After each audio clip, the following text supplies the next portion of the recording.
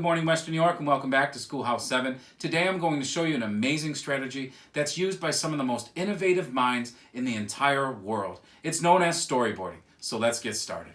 All right, before we start storyboarding, these are really cool because they work with a variety of topics and grade levels as a summarization tool for text or a visionary tool to plan ahead. They're really colorful and creative, so right brains activate. It's time to make some storyboards. So to start, you would, first of all, create a template with a series of boxes. Then you would title the storyboard with things such as the title of the book you're reading. Then in the boxes, you would draw a series of the most important scenes from the story or text. They must be in order and represent the beginning, middle, and end of the story for a unified whole. Then you would add quotes or scene descriptions, and finally present your final product. Here's a mini example of scenes from the story. Then you also have quotes, but this mini example is actually based on the real one that my daughter just completed for the story Proud Achilles. Here you have the storyboard of that famous story. So up here in the first box is when his mother dipped him by his heel into the river Styx. Then he becomes the strongest and bravest of the Greeks. Then the Trojans burn the Greek boats, so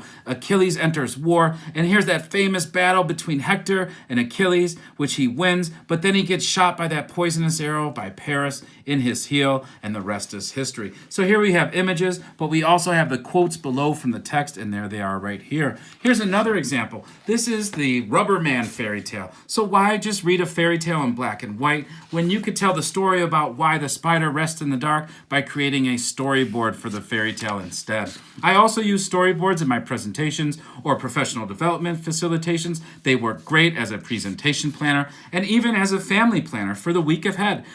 List the must-dos for the week, and then through a series of words and images, plan out your week creatively and in color. So there you have it. All you really need is a series of boxes and some writing utensils, and you could create an awesome storyboard like the one my daughter did. So start storyboarding today. Keep reading, keep writing, and most importantly, be safe.